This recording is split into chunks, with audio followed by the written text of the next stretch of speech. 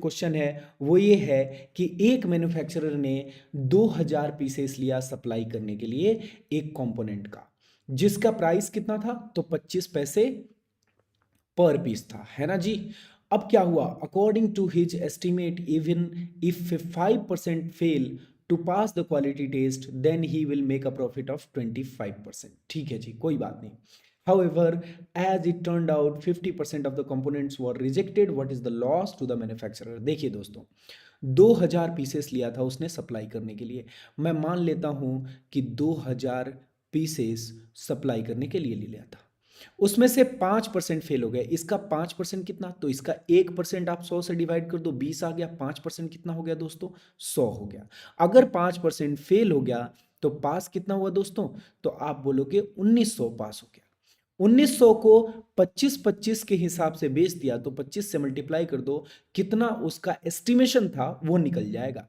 अब मल्टीप्लाई करता हूं मैं तो कितना निकलता है, 19-25 95, 9 बच गया, 19 दूना 38 और 9 कितना होता है दोस्तों, तो 47 होता है। मतलब उसका एस्टिमेशन था कि उसे 47,500 रुपये मिल जाएंगे। उसने एस्टिमेट किया था कि उसे कितना मिलेगा दोस्तों, 47,500 रुपये मिलेगा। उसे मिल जाएगा 47,500 रुपये। ठीक है जी। लेकिन ये अमाउंट क्या था, इस अमाउंट पे प्रॉफिट हो रहा था उसे 25% का। ठीक है जी, मतलब कि जो उसका कॉस्टिंग था, जो उसका कॉस्टिंग था उसका ये वाला अमाउंट 125% है ना। तो उसका एक्चुअल कॉस्ट निकालते हैं हम, ये तो प्रॉफिट वाला अमाउंट है। ये अगर 125% है तो एक्चुअल कॉस्ट हमेशा 100% होता है। ठीक है जी, तो मैं मान रहा हूं कि ये 5 है और ये कितना है, 4 है एक्चुअल कॉस्ट। ठीक है जी, क्योंकि अगर इसको 4 लूंगा इसको 5 लूंगा तभी 125% की वैल्यू निकलेगी। आइए दोस्तों, अगर 5 की वैल्यू ये है तो 1 की वैल्यू क्या होगी, इसी में 5 से डिवाइड कर दीजिए। 5 से डिवाइड करूंगा तो 5 9 45। ठीक है जी, और क्या बच गया, 2 बच गया। 5 25 25 और डबल जीरो तो आ ही जाएगा, मतलब 1 की वैल्यू ये हो जाएगी और 4 की वैल्यू 4 से मल्टीप्लाई कर दूंगा तो निकल जाएगी। तो डबल जीरो तो आना ही आना है। 5 चौके 20 हो गया और कितना बचा, 2 9 चौके 36 और 2 कितना हो गया, 38,000।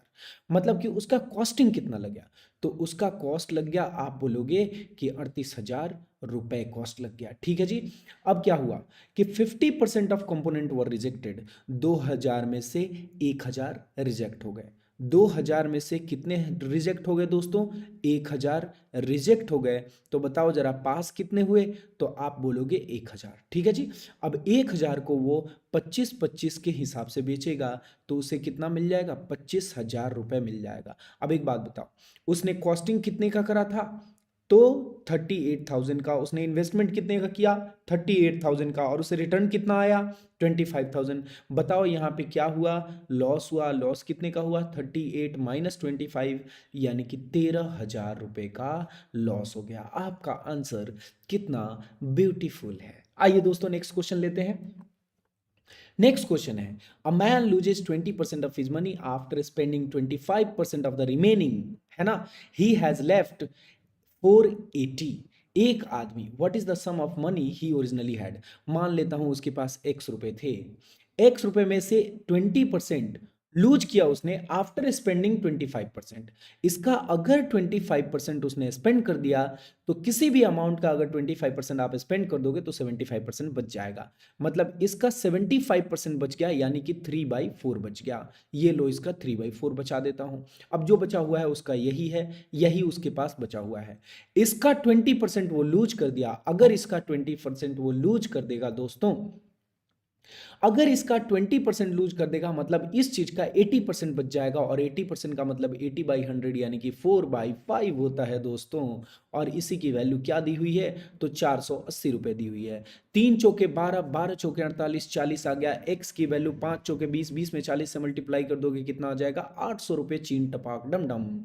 आपका आंसर कितना आ गया, सी। इसीलिए तो बोला मैंने, चीन टपाक डम डम। आइए दोस्तों देखते हैं नेक्स्ट क्वेश्चन। नेक्स्ट क्वेश्चन है, एक एग्जामिनेशन में 40% कैंडिडेट आंसर लिखते हैं, ठीक है जी, हिंदी में, और अदर लिखते हैं इंग्लिश में। देखिए दोस्तों, किसी भी एग्जामिनेशन में 100% लोग होंगे। 40% अगर हिंदी में लिखते हैं तो बाकी के इंग्लिश में लिखते होंगे। तो 40 ने हिंदी लिखा और 60 ने कितना लिख दिया, इंग्लिश में लिख दिया।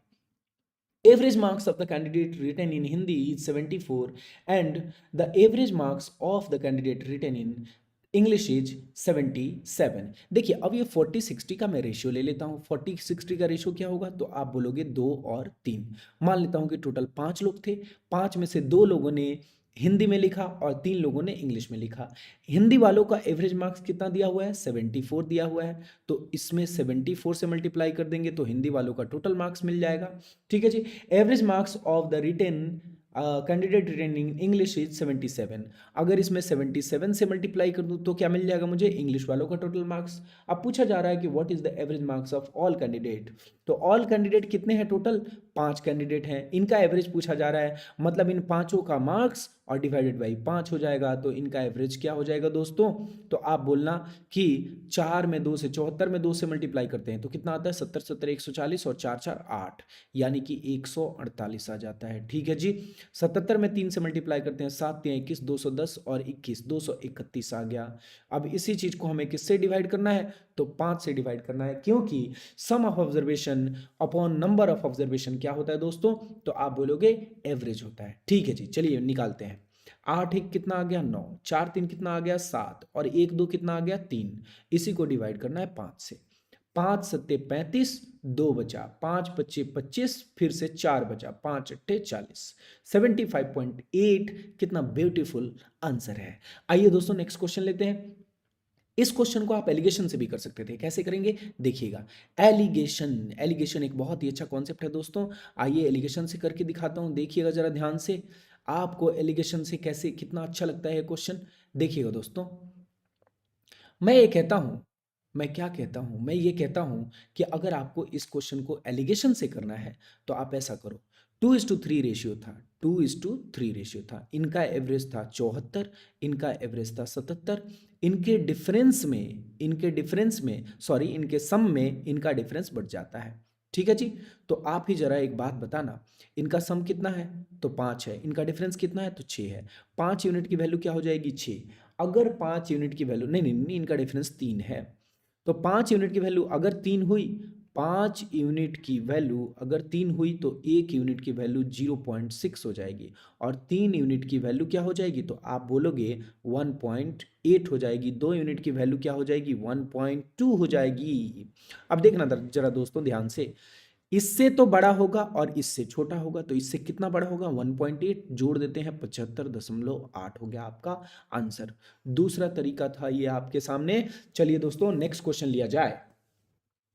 A person could save 10% of his income, but 2 years later, when his income increased by 20%, he could save the same amount only as before. By how much percent has his expenditure increased? देखिए दोस्तों, जो income होता है ना, जो income होता है वो दो चीजों में डिवाइड होता है, एक सेविंग हो गया और दूसरा क्या हो गया, एक्सपेंडिचर हो गया। हाँ, आप अपने इनकम का यूज अपनी गर्लफ्रेंड का फोन रिचार्ज करवाने में भी कर सकते हैं दोस्तों, लेकिन इनकम दो चीजों में डिवाइड होता है, सेविंग एंड एक्सपेंडिचर। ठीक है जी। सेविंग कितना है 10% है, मान लेता हूं मैं इनकम था 100, ठीक है जी, सेविंग हो गया 10 और एक्सपेंडिचर हो गया 90। इनकम जो है वो 20% से इंक्रीज हुआ, मतलब कि इनकम 100 से कितना हो जाएगा 120 हो जाएगा, है ना। इनकम 100 से 120 हो जाएगा। अब क्या बोला गया, he could save the same amount. अब बताइए सेम अमाउंट सेव कर रहा है मतलब कि 10 ही सेव कर रहा होगा।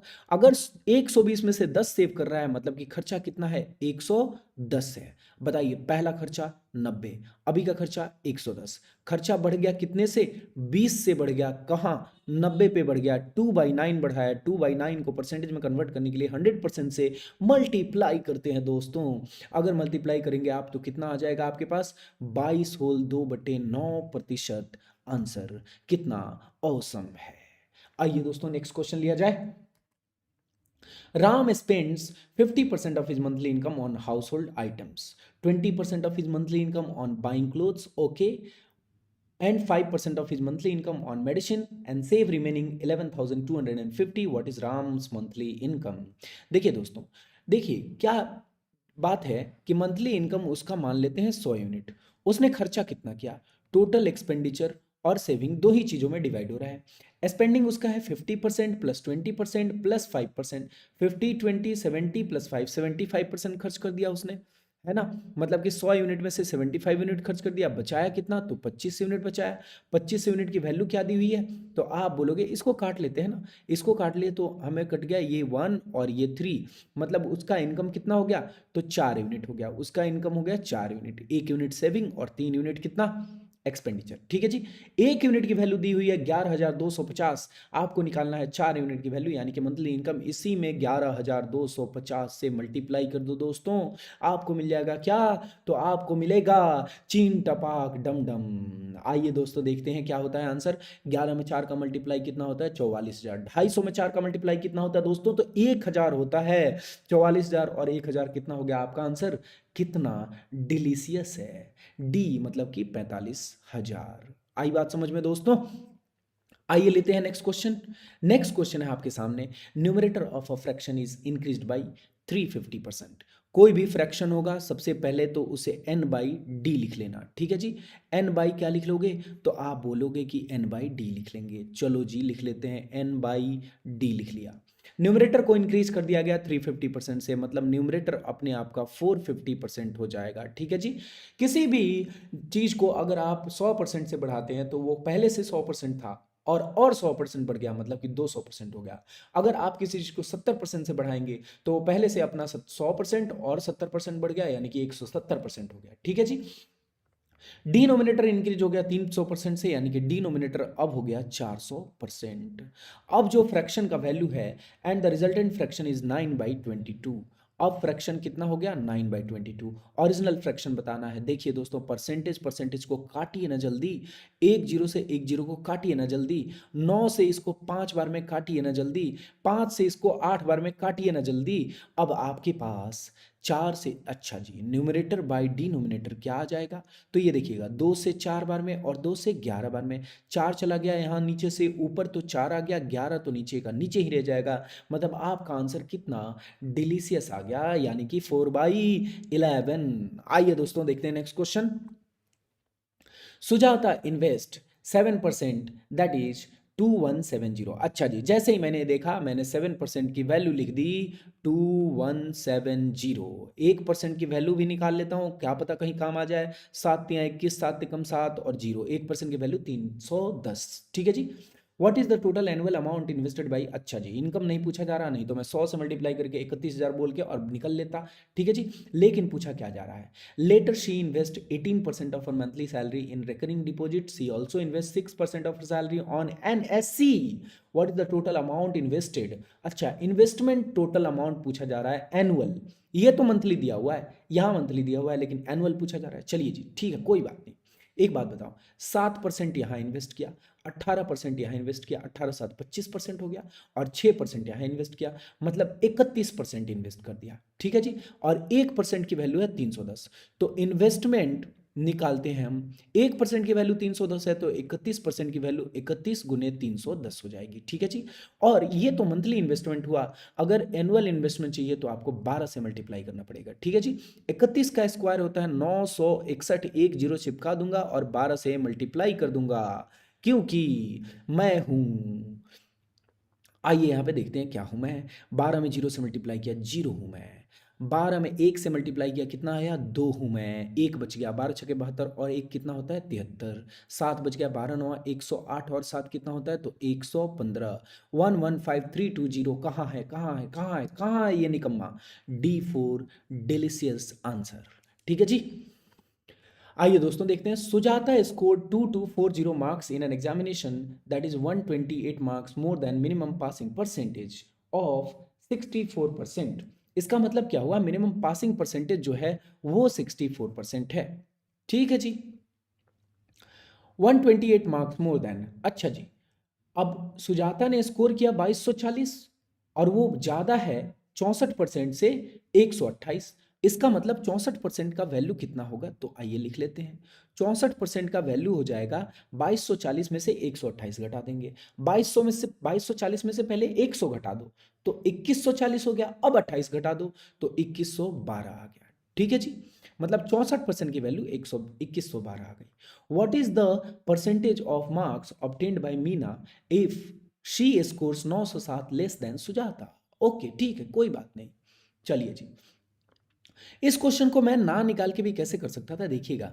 मैं यहाँ पे ये मीना है उसका मार्क्स लिख लेता और यहाँ एक्स लिख लेता, परसेंटेज परसेंटेज का रेशियो, मार्क्स का रेशियो बराबर होगा, ठीक है जी। लेकिन वैसा मत कीजिए, आइए जरा 1% की वैल्यू निकालते हैं। 8 से ये 8 बार में कटता है, 8 से ये कट जाता है, 8 दूनी 16, 5 बच गया, 8 छक्के 48, 8 तियां 24, हाँ जी, हा 8 चौके 32, 24 नहीं, यहाँ पे 32 होगा, 8 चौके 32, ठीक है जी। 8 से फिर से ये कट जाएगा, 8 तियां 24, 8 तियां 24, मतलब 1% की वैल्यू क्या आ गई दोस्तों, तो आप बोलेंगे 33, ठीक है जी, कोई बात नहीं। अब देखिए मीना का टोटल मार्क्स क्या है, तो मीना का मार्क्स है 2240 माइनस का 907, कितना है मार्क्स, तो 2240 में से 907 घटाना है, 2200 में से 900 घटा लीजिए 1300, और 40 में से 7 घटा लीजिए 1333, 1333। अब मीना का परसेंटेज मार्क्स निकालना है, तो 1% की वैल्यू 33 है, तो 1333 की वैल्यू हो जाएगी 1333 डिवाइडेड बाई 33। 23 से 4 बार में जाता है क्या, 4 बार में जाएगा, 33 से 4 बार में तो 30 चौके 120, 4 दिया 12, मतलब कि 132, एक बच गया, ठीक है जी, कोई बात नहीं। अब तो जीरो आना तय है, ठीक है जी, मतलब कि मैं देखता यहाँ पे 40 मार के निकल जाता, लेकिन आगे फर्दर कैलकुलेट कर लेते हैं। अब जीरो आना तय है, तो यहाँ पे एक बचा हुआ था, 13 हो गया, अब क्या हुआ, तो अब हो गया दोस्तों ये 13, ठीक है जी, मतलब पॉइंट दे दूंगा तो 130 बचेगा, अब 3 से ये डिवाइड होगा, मतलब 40.3 आ गया है, इसका मतलब इसका आंसर ब्यूटीफुल होगा 40, ठीक है जी। आइए दोस्तों नेक्स्ट क्वेश्चन लिया जाए। नेक्स्ट क्वेश्चन है, if tax on a commodity is reduced by 10%, total revenue remains unchanged, what is the percentage increase in its consumption? Okay ठीक है, कोई बात नहीं। देखिए दोस्तों, मान लीजिए आपने कंजम्पशन जो किया वो एन आर्टिकल किया, और आपने टैक्स जो दिया वो टी दिया, ठीक है जी। आपने कंजम्पशन एन आर्टिकल किया और जो टैक्स दिया वो टी दिया, ठीक है जी। तो टोटल आप टैक्स कितना दोगे, एन आर्टिकल, एक आर्टिकल पे अगर आप 5 रुपए टैक्स देते हो, तो टोटल 20 आर्टिकल पे कितना टैक्स दोगे, 5 रुपए 5 रुपए 5 रुपए 5 रुपए, 20 बार जोड़ोगे, यानी कि 20 से 5 को मल्टीप्लाई करोगे, यानी कि number of article into tax is equal to your revenue आता है। आई बात समझ में, number of article into tax will be equal to revenue, ठीक है जी। Tax on a commodity is reduced by 10%, मान 10% का वैल्यू क्या, 10% का वैल्यू 1/10 होता है, तो मैं मान लेता हूं टैक्स पहले 10 था, अब कितना है 9 है, मान लेता हूं मैं नंबर ऑफ आर्टिकल 10 था पहले, तो आप ही बताना 10 आर्टिकल खाता था और हर आर्टिकल पे 10% का टैक्स देता था, बताओ जरा रेवेन्यू कितना होता था मेरा, तो 100 रुपए होता था। अब रिवेन्यू चेंज नहीं हुआ, रिवेन्यू चेंज नहीं हुआ यानी कि रिवेन्यू कितना रह गया, तो आप बोलोगे 100 ही रह गया। अब बताना है कि हमारा percentage increase in its consumption क्या था, क्योंकि टैक्स डिक्रीज हो रहा है तो आप इंक्रीज करोगे नंबर में, ठीक है जी। तो एक बात बताओ, अगर मैं रिवेन्यू को टैक्स से डिवाइड कर दूं तो आपका नंबर मिलेगा कि नहीं, देखो 100 डिवाइडेड बाई 10 इक्वल टू 10, तो यहाँ पे नंबर क्या हो जाएगा, तो 100/9 हो जाएगा। अब नंबर इनिशियल और नंबर फाइनल, नंबर इनिशियल कितना 10, नंबर फाइनल कितना 100/9, अगर मैं इस 9 को इधर लेके जाऊं तो ये क्या बन जाएगा, ये बन जाएगा 9 से ये मल्टीप्लाई होगा और ये 90 हो जाएगा और ये 100 हो जाएगा। अब बताओ पहले कितना आर्टिकल मैं लेता था, यूज करता था 90, अब कितना करता हूं तो 100, कितना मैंने इंक्रीमेंट किया, तो 10 किया कहाँ पे, तो 90 पे, 1/9 का इंक्रीमेंट है, 1/9 को परसेंटेज में कन्वर्ट करने के लिए 100% से मल्टीप्लाई करोगे, 100/9% आ जाएगा। 100/9% का मतलब क्या होता है, तो देखते हैं, 100/9% का मतलब 11×9 = 99 और 111 होल 1/9%, यानी कि कितना औसम आंसर है दोस्तों। आइए देखते हैं next question. Numerator of a fraction is increased by 3%, again numerator by denominator fraction है, ठीक है जी। न्यूमरेटर को 3% 300% से इंक्रीज करो, ये अपने आप का 400% हो गया। Denominator is increase by 500%, denominator को 500% से इंक्रीज करो, ये अपने आप का 600% हो गया। अब इसकी वैल्यू क्या हो गई, तो 5/12 हो गई। ओरिजिनल फ्रैक्शन निकालना है, बताइए जरा। ये देखिए 0 0 परसेंटेज 0 0 परसेंटेज, खत्म करो ना, जल्दी खत्म करो। यहाँ पे क्या आ गया, 2 आ गया। 6 से 12 बार में, 6 से 12 2 बार में कटता है। n/d कितना हो गया, तो आप बोलेंगे 5/8। देखो जरा 5/8 कहाँ है, बताओ जल्दी, हाँ या ना, जल्दी जल्दी जल्दी जल्दी जल्दी जल्दी जल्दी। 5/8 तो कहीं नहीं है दोस्तों, आंसर कितना हो गया आपका, नन ऑफ दीज। ठीक है जी। आइए दोस्तों देखते हैं नेक्स्ट क्वेश्चन। मिस पूजा पुष्पम, ओके पूजा पुष्पम जी आ गई। 13% of her monthly income invest करती हैं 13%, दैट इज 8554। अच्छा जी, 13% की वैल्यू दी हुई है कितना, 8554। 1% की वैल्यू जल्दी से निकालता हूं मैं यहाँ पे, 13 छक्के 78 आता है। कितना बच गया, तो 8 बच गया है ना, 78 78 7 बच गया। ठीक है जी, 13 पचे 65। अब कितना बच गया, 10 बच गया, 13 अट्ठे 104, मतलब 1% की वैल्यू 658 आ गई। ठीक है जी। आपसे पूछा क्या जा रहा है, अगर एनुअल पूछा जाएगा, टोटल अमाउंट इन्वेस्टेड पूछा जा रहा है। अच्छा जी, कोई बात नहीं, देखते हैं ध्यान से। लेटर शी इन्वेस्ट 13% इन्वेस्टमेंट यहाँ पे किया। Later she invest 23% of her monthly salary on child education policies and she invest another 8% of her monthly salary on mutual fund. Total investment कितना हुआ, तो 33 23 और 13 कितना हो गया, 36 36 8 कितना हो गया, 44%। मतलब 44% तो इन्वेस्टमेंट है, मतलब कि इनका इन्वेस्टमेंट हो गया 6 5 8 और गुने में 44। ठीक है जी।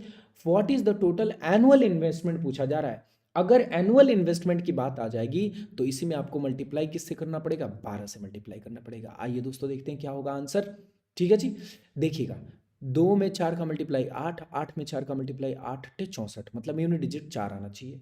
यूनिट डिजिट 2 है, नहीं होगा आंसर, ये भी नहीं होगा, ये भी नहीं होगा, 4 आना चाहिए, ये हो सकता है। चलिए जी, अगर यहाँ 44 है तो आपका नंबर 11 से डिविजिबल भी होना चाहिए। 3 7 10 और 2 12 और 4 4 8 और 4 12, मतलब कि 12 12 अल्टरनेट का सम आ रहा है। इसका मतलब ये नंबर 11 से डिविजिबल है, हमारा आंसर यही होना है, यानी कि क्यूट नंबर। आइए दोस्तों आप मल्टीप्लाई करके देखिएगा, इतना ही आएगा, नहीं आएगा तो कमेंट में बताना, मैं ला के दिखाऊंगा, बंगाल से सीख के आया हूँ काला जादू। आपको अगर नहीं दिखाया ना तो मेरा नाम बदल देना दोस्तों। आइए दोस्तों देखते हैं नेक्स्ट क्वेश्चन। नेक्स्ट क्वेश्चन है, एक क्लास में 240 स्टूडेंट है, each student got sweets that are 15% of total number of student. देखिए 240 स्टूडेंट है और एक स्टूडेंट को 240 का 15% स्वीट मिला, तो how many sweets were there. तो एक स्टूडेंट को जितना स्वीट मिला उतना, और into total number of student will be equal to total number of sweets, है ना।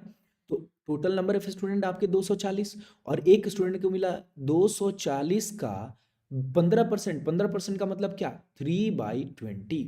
जीरो से जीरो को काट दो, 2 से 12 बार में काट दो, आपको 36 में 240 का मल्टीप्लाई करना है ना जी। 36 में 240 का मल्टीप्लाई करना है, 36 में 4 का मल्टीप्लाई करो 144 आता है, 4 लिख दो, 14 बचा, 36 दूना 72 और 14 कितना होता है, 86 होता है। 8640 आपका क्यूट आंसर है। आइए दोस्तों नेक्स्ट क्वेश्चन लेते हैं। Beena's monthly income is 90% of Anita's monthly income. दो लोग हैं, बीना जी हैं और अनीता जी हैं। अनीता जी की इनकम का 90% है बीना जी का इनकम। ये अगर 100 है तो ये 90 यूनिट है। ठीक है जी, कोई बात नहीं। Total of both there monthly income is mister sense monthly income. Okay, total of both there monthly income is mister sense monthly income. Okay ठीक है, इनका इनकम का रेशियो क्या है, तो 9:10 है, मतलब इनका इनकम जो है वो 19 यूनिट है। अब इनका जो इनकम है ना वो सेन का मंथली इनकम है, और सेन का एनुअल इनकम दिया हुआ है 7,75,200। तो बताओ सेन का मंथली इनकम कितना हो जाएगा, तो 775 और 200 और डिवाइड कर दो इसी से, किसको, इसको किससे, 12 से। तो ये 12 महीने का इनकम है, तो एक महीने का इनकम ये, और यही 19 यूनिट की वैल्यू हो जाएगी। बीना का मंथली इनकम पूछा जा रहा है। ठीक है जी, अगर 19 यूनिट की वैल्यू ये है तो आपको 9 यूनिट की वैल्यू बतानी है।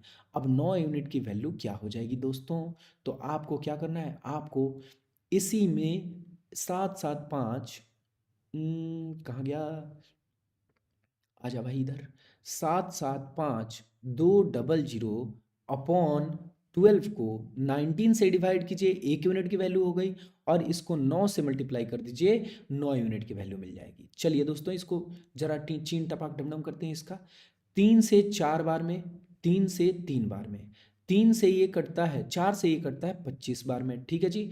और 19 से ये भी कटेगा, पक्का कटेगा, 19 चौके 76, एक बचा, 19 अट्ठे 152, ठीक है जी। ना ना ना ना ना, 408 होगा, ठीक है जी, 408 होगा ये। तो ये कितना आ गया, 408। अब आपको क्या करना है, तो आपको करना है 25 में 3 का मल्टीप्लाई, और उसके बाद मल्टीप्लाई करना है 408 का। देखते हैं कैसे किया जाए। 408 में पहले 25 का मल्टीप्लाई कर देते हैं। 25 में 4 का मल्टीप्लाई करेंगे तो कितना आएगा, 100। 100 पे डबल जीरो कितना हो गया, 10,000 हो गया। 25 अट्ठे 200, मतलब 10,200 आ गया। 10,200 में 3 का मल्टीप्लाई करते हैं तो 30,600 आपका आंसर आ जाएगा, ठीक है जी। आंसर आपका कितना क्यूट है। आइए दोस्तों नेक्स्ट क्वेश्चन लेते हैं। What is the value of 3/4 of 60% of 480? 480 का 60% कितना, तो 3/5, और इसी का 3/4 निकालना था। 5 चौके 20, 20 का जीरो चला गया और 2 बचा, 2 से ये 24 बार में चला गया, 24 तिया 72, 72 में 3 का मल्टीप्लाई करते हैं 216 आता है। आपका आंसर ऑसम आ गया। आइए दोस्तों नेक्स्ट क्वेश्चन लिया जाए। Next question, it is required to get 40% marks to pass an exam, मतलब कि पासिंग मार्क्स है 40%। A candidate score 200 marks and failed by 8 marks, मतलब कि 200 मार्क्स से और 8 मार्क्स ज़्यादा आ जाता तो वो पास हो जाता, यानी कि 208 नंबर पे पास हो जाता। इसका मतलब 40% का वैल्यू, 40% का वैल्यू 208 दिया हुआ है। आपसे क्या पूछा जा रहा है, what were the maximum marks of that exam, मतलब कि आपसे मैक्सिमम मार्क्स पूछा जा रहा है एग्जाम का। तो मैक्सिमम मार्क्स क्या हो जाएगा दोस्तों एग्जाम का, आइए निकाल लेते हैं। 10 से काट दूं क्या, 10 से काट दूं और 2 से मल्टीप्लाई कर लूंगा, है ना। 10 से नहीं नहीं नहीं, 4 से काटता हूँ, 4 से ये 10 बार में चला गया, और 4 से ये 4 पच्चे 20, और 4 दूनी 8। अब दोनों तरफ अगर 10 से मल्टीप्लाई कर दूं तो 10% 100 हो जाएगा, 100% वही फुल मार्क्स होता है, और ये 520 हो जाएगा। आपका आंसर क्या हो जाएगा, तो 530, 540, 502 नहीं, ई हो जाएगा आपका आंसर, ठीक है जी। आइए दोस्तों नेक्स्ट क्वेश्चन लिया जाए। A has double the money B, A है, बी है, और क्वेश्चन में कौन है, बी हैज 50% मोर मनी, अच्छा एक आदमी और है सी, 50% मोर मनी देन सी। चलिए जी, B has 50% more money than C, अगर ये 100 है तो ये 150 है, यानी कि अगर ये 2 है तो ये 3 है। 100 150 का रेशियो क्या होता है, तो आप बोलोगे 2 3 होता है, इसलिए सी को 2 माना, और बी कितना होगा, तो आप बोलोगे 3 होगा, ठीक है जी। अब ए के पास डबल मनी है बी का, मतलब ये 3 है तो ए कितना होगा, 6 होगा, ठीक है जी। Average of all 3 person is 12,000, अच्छा 6 3 9 2 11, इनका एवरेज कैसे निकलेगा, 11 यूनिट बट्टे 3, 11 यूनिट बट्टे 3 का वैल्यू क्या है, तो 12,000 है, ठीक है जी। आपसे पूछा जा रहा है ए की वैल्यू, यानी कि 6 यूनिट की वैल्यू आपसे पूछी जा रही है। आप ही जरा बताओ एक यूनिट की वैल्यू क्या होगी, तो 36,000, 12,000 में 3 से मल्टीप्लाई करोगे 36,000 बट्टे में क्या आएगा, 11, ठीक है जी। ये 3 इधर गया, ये 11 इधर आया, एक यूनिट की वैल्यू ये हो गई। यहाँ 6 से मल्टीप्लाई कर दो, ये एक यूनिट 6 यूनिट बन जाएगा, यहाँ भी 6 से मल्टीप्लाई कर दो, ये भी 6 यूनिट का वैल्यू बन जाएगा। तो 36 में 6 का मल्टीप्लाई कर दो 216, 216 पे 3 जीरो, अपॉन में 11 आना चाहिए, आपका आंसर सी होगा, ठीक है जी। आइए दोस्तों नेक्स्ट क्वेश्चन लिया जाए। In an examination, 480 students, 85% of girls and 70% of boys have passed. How many boys appeared in the examination if total pass percentage was 75%? अच्छा जी, इसको हम लोग एलिगेशन से करेंगे। यहाँ पे गर्ल्स हैं, यहाँ पे बॉयज हैं। गर्ल्स कितनी पास हुई दोस्तों, तो 85% हुई पास, और बॉयज कितने पास हुए, तो आप बोलोगे 70% हुए पास, और टोटल कितने पास हुए, तो 75% पास हुए, दोनों मिला के, ठीक है जी। एलिगेशन का यूज कीजिए। यहाँ पे क्या आया, 10 आया डिफरेंस, और यहाँ पे क्या आया, 5 आया। गर्ल्स और बॉयज का रेशियो क्या आ गया, 1:2, यानी कि 3 यूनिट की वैल्यू क्या है, 480 है। आपसे क्या पूछा जा रहा था, टोटल बॉयज का पूछा जा रहा था, हाँ, क्या पूछा जा रहा है? हाउ मेनी बॉयज अपीयर्ड, मतलब बॉयज का नंबर पूछा जा रहा था, यानी कि 2 यूनिट बॉयज अपीयर हुए हैं। 3 यूनिट की वैल्यू अगर 480 है, 1 यूनिट की वैल्यू क्या हो जाएगी? 160। इधर 2 से मल्टीप्लाई करो, इधर भी 2 से मल्टीप्लाई करो, आंसर क्या आया? 320। यानी कि आपका आंसर कितना क्यूट है। आइए दोस्तों नेक्स्ट क्वेश्चन लिया जाए। फ्रेश ग्रेप, अच्छा जी, ये क्वेश्चन काफी बढ़िया क्वेश्चन है। ठीक है जी। Fresh grape contains 80% water while dry grapes contain 10% water. If weight of dry grapes is 500 kg, then what is the total weight when it is fresh? Okay जी, देखिएगा दोस्तों, एक होता है फ्रेश ग्रेप और एक होता है ड्राई ग्रेप। ठीक है जी, कोई बात नहीं। अब देखो ग्रेप में क्या क्या होगा। ग्रेप में किसी भी फ्रूट में आपको वाटर कंटेंट मिलेगा और पल्प मिलेगा। ठीक है जी, वाटर और पल्प के अलावा कुछ भी नहीं मिलेगा, वाटर एंड पल्प। अच्छा एक बात बताओ, वाटर तो इवापोरेट हो सकता है, पल्प कभी इवापोरेट होगा? नहीं। मतलब वाटर वेरी कर सकता है फ्रेश फ्रूट और ड्राई फ्रूट में, लेकिन पल्प का कंटेंट कांस्टेंट रहता है, यानी कि वेरी नहीं करता है। आपके बॉडी में बोन वेरी करता है क्या? नहीं करता है। आपका बोन कम ज्यादा होता है क्या? नहीं होता है। ब्लड कम ज्यादा होता है। ठीक है जी, वैसे ही फ्रूट में पल्प का कंटेंट कम ज्यादा नहीं होता, वो कांस्टेंट रहता है, वाटर वेरी करता है। आप एप्पल खरीद के लाओ मार्केट से और घर में रख दो 15 दिन, वो सूख के क्या हो जाएगा आप खुद ही देख लेना। ठीक है जी, बनाना खरीद के लाओ, देखो वो सूख के क्या हो जाता है, रख दो उसे 15 दिन, है ना। आ जाओ जरा देखते हैं।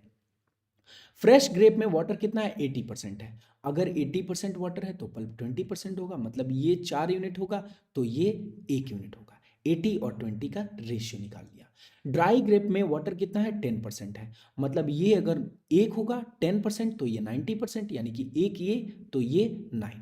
अब बताओ पल्प तो चेंज नहीं होता है, लेकिन यहाँ पे पल्प 1 है, यहाँ पे पल्प 9 है, तो चलो इसको भी 9 बनाते हैं। इसको 9 बनाने के लिए क्या करेंगे हम? 9 से मल्टीप्लाई कर लेंगे, मतलब कि यहाँ पे आपका वाटर कितना आ गया? 36 और पल्प कितना आ गया? 9।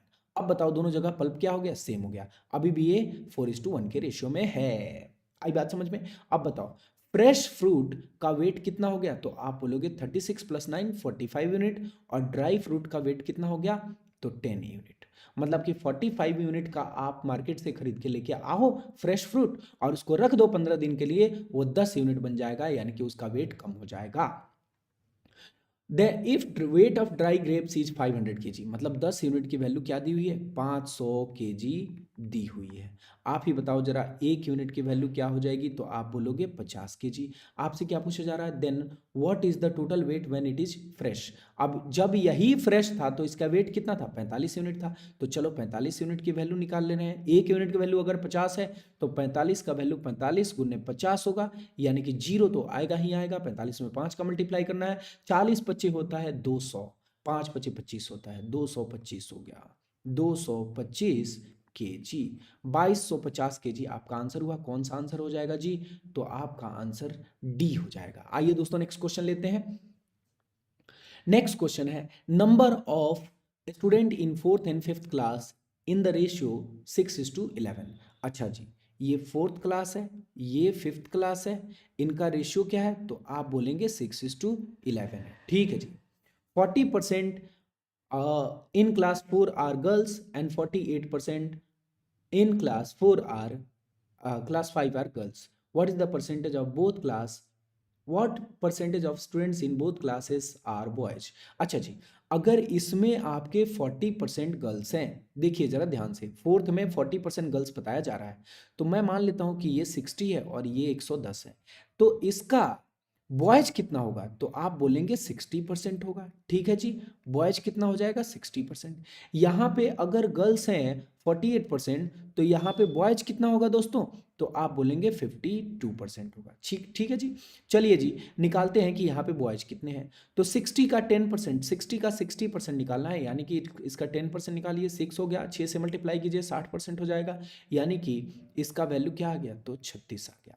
यहाँ पे इसका 52% निकालना है, पहले 50% निकाल लो, 55 हो गया, उसी में इसका 2% जोड़ दो, यानी इसका 1% 1.1 है तो 2% 2.2 होगा, तो 55 + 2.2 यानी कि 57.2 आ गया। ठीक है जी। टोटल नंबर ऑफ बॉयज आ गए कितने, तो 36 प्लस 57.2, यानी कि पॉइंट का 2 तो आएगा ही आएगा। 6 7 13 हो गया, एक बचा, 3 5 8 1 9 हो गया। अब इसी को कन्वर्ट करना है किसमें, तो आप बोलेंगे परसेंटेज में कन्वर्ट करना है, क्योंकि परसेंटेज में आंसर पूछा जा रहा है। आइए जरा देखते हैं टोटल बॉयज और गर्ल्स कितने थे। टोटल नंबर ऑफ स्टूडेंट कितने थे, तो 60 प्लस 110 यानी कि 170 थे। इसी में 100% से मल्टीप्लाई करेंगे, चीन टपाक डम डम हो जाएगा, जीरो जीरो कट जाएगा, जीरो और ये पॉइंट खत्म हो जाएगा। ठीक है जी। अब आइए जरा 17 से इसको डिवाइड करते हैं। 17 पचे होता है 85, कितना बच गया दोस्तों, तो 5 3 8, 8 2 बच गया, 17 चौके होता है 68, 54 है क्या कहीं पे, हाँ जी 54 दिख रहा है। फर्दर कैलकुलेट नहीं करेंगे, आपका आंसर 54.8 हो जाएगा। आइए दोस्तों नेक्स्ट क्वेश्चन लिया जाए। When price of rice is increased by 25%। अच्छा जी, मान लीजिए कि पहले प्राइस 100 यूनिट था, अब प्राइस हो गया कितना, तो 125 यूनिट हो गया। A family reduces its consumption such that the expenditure is only 10% more than before. अब पहले ये कितना खर्च करते थे, 100 यूनिट, तो अब इन लोगों ने अपना कंजम्पशन इस तरीके से बढ़ाया कि इनका एक्सपेंडिचर बस 10% बढ़े, मतलब कि 100 रुपए के बदले में ये 110 रुपए खर्च करना चाहते हैं। ठीक है जी। Before if 40 kg rice is consumed by family then find the new consumption of the family. Okay जी, कोई बात नहीं, पहले 125 का राइस खाते थे, अब 110 का राइस खाते हैं। ठीक है जी। तो हमें बताना है कि अगर 125 यूनिट राइस का वैल्यू 40 केजी था, तो बताइए 110 में कितना मिलेगा, यही हमसे पूछा जा रहा है। तो चलिए यहाँ पे सिमिलैरिटी यूज कर देते हैं, 125 बट्टे 110 इज इक्वल टू 40 बट्टे एक्स, क्योंकि आप तो एक्स के बिना रह ही नहीं सकते। 5 से 8 बार में चला गया, 5 से ये 25 बार में चला गया। ठीक है जी। 5 से ये फिर से 5 बार में चला गया, और 5 से ये 22 बार में चला गया। ठीक है दोस्तों, x की जो वैल्यू आएगी वो 22 गुने 8 और बटे में 5 आ जाएगी। मल्टीप्लाई करते हैं इसको, 5 चौके 20, 5 चौके 20। ठीक है जी। 8 चौके 32 का 2, 3 बचा, 8 चौके 32 और 3 35, यानी कि अब वो खाएंगे 35.2 kg, यानी कि औसम। आइए दोस्तों नेक्स्ट क्वेश्चन लेते हैं। In a school, the number of boys and girls are in the ratio 4:7. Okay, boys and girls का रेशियो दिया हुआ है 4:7 का। ठीक है जी। If the number of boys are increased by 25% and number of girls are increased by 15%.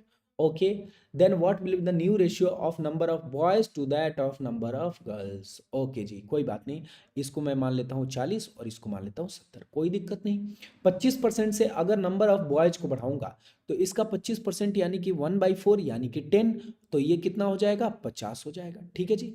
ये कितना हो जाएगा दोस्तों, 50 हो जाएगा। 25% का मतलब आपको पता होना चाहिए कि 1/4 होता है। इसका 1/4 कितना आएगा, इसमें 1/4 से मल्टीप्लाई कीजिए, 10 आएगा, इसमें 10 जोड़ूंगा तो ये कितना आ जाएगा, 50 आ जाएगा। ठीक है जी। और इसका 15% बढ़ाना है। इसका 15% कैसे निकलेगा, इसका 10% पहले निकालो, 1/10 से मल्टीप्लाई करके 7 निकल गया, 7 का आधा करो 3.5 हो गया, 7 10% और 3.5 5% जोड़ दो, यानी कि 10.5 हो गया आपका क्या, 10.5 क्या हो गया, तो आप बोलेंगे 15%, लेकिन 10.5 थोड़ी लिखना था, ये तो इंक्रीज हो रहा है, तो इसी में इंक्रीज होगा 10.5, मतलब आएगा कितना, तो 70 प्लस 10.5 यानी कि 80.5 आ जाएगा। ठीक है जी। अब इनका रेशियो बताना है, रेशियो बताना है, यहाँ पे पॉइंट है और यहाँ पे तो कुछ नहीं है। ठीक है जी। चलिए देखते हैं, दोनों तरफ 10 से मल्टीप्लाई किया तो ये 500 हो गया और ये 805 हो गया। अब 5 से काट देता हूँ, 100 बार में चला जाएगा, और ये जाएगा 5 से 16 और 1 100 और 161, आपका आंसर कौन सा है, तो सी आपका करेक्ट आंसर है। आइए दोस्तों नेक्स्ट क्वेश्चन लिया जाए। A man spend 28% of his salary on food. मान लीजिए कि मैन की सैलरी 100 यूनिट है, फूड पे कितना खर्च किया भाई साहब ने, तो 28 यूनिट खर्च कर दिया।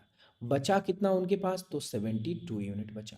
अब कहा जा रहा है कि from the remaining he spend 1/6 on rent. अच्छा, इसका रिमेनिंग क्या है 72, इसका 1/6 उन्होंने रेंट पे खर्च किया, यानी कि 12 यूनिट उन्होंने रेंट पे खर्च कर दिया। And sends 3/8 to his mother, और इसका 3/8 मदर को सेंड कर दिया, इसका 3/8 उन्होंने मदर को सेंड कर दिया। तो मदर को कितना सेंड किया, ये 12 यूनिट कहाँ खर्च किया है, तो उन्होंने रेंट पे खर्च किया है। तो तो इसको आर लिख लेते हैं और यहाँ पे मदर लिख लेते हैं। ठीक है जी। इस 72 का 3/8 निकालेंगे, 8 से 9 बार में कटता है, 9 में 3 का मल्टीप्लाई 27 यूनिट होता है। ठीक है जी। अब क्या बोल दिया गया आपसे, बोल दिया गया कि if he is left with 5280 what is the amount he send to his mother. अब एक बात बताइए, 72 यूनिट में से 12 यूनिट तो इन्होंने रेंट खर्च कर दिया, मदर को दे दिया 27 यूनिट, तो इन्होंने टोटल कितना खर्च कर दिया यहाँ से 39।